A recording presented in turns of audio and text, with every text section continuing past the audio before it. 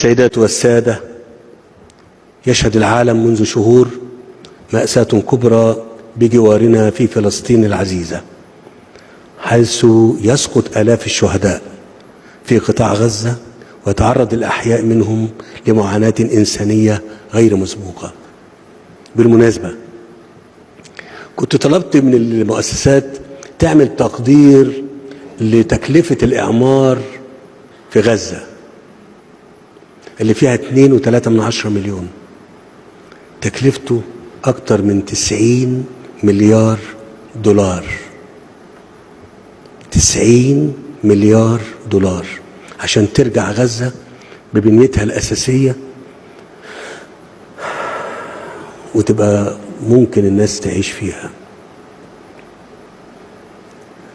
كان ممكن حد يقول لي كنت خدت ال2 مليون عندك في مصر في سينا، يعني ما الأرض كبيرة، يعني أنا بقول لكم كلكم، والأمور هتتحل، يعني والأمور إيه؟ هتتحل. بقى اللي انتوا شايفين دمهم دول ممكن نخونهم ولا إيه؟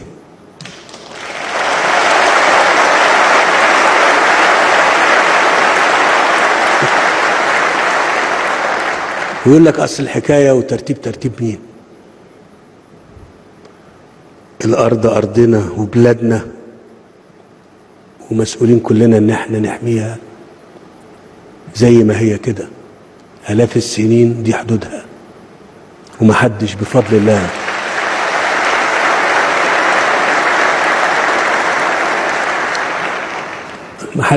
الله أبدا هيفرط في حاجة يعني.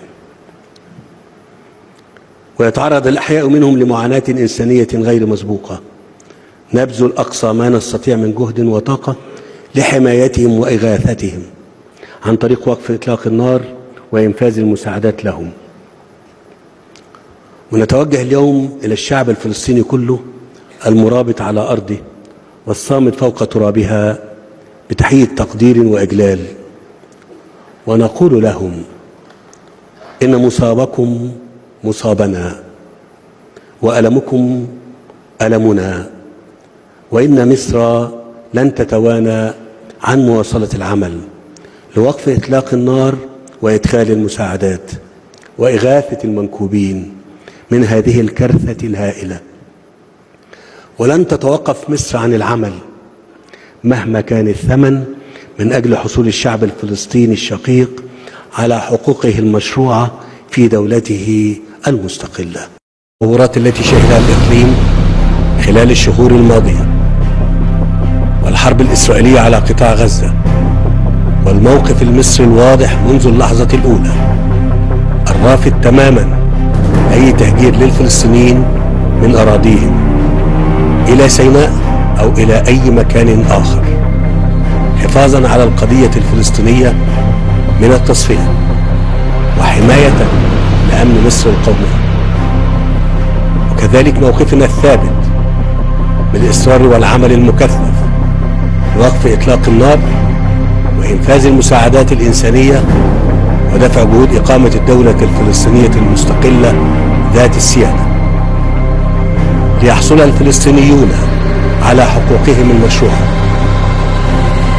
كل هذه تشكل الثوابت الراسخة التي تحرص مصر على العمل في إطارها بهدف أسمى، وهو إرسال السلام والأمن والاستقرار والتنمية في المنطقة لصالح جميع شعوبها.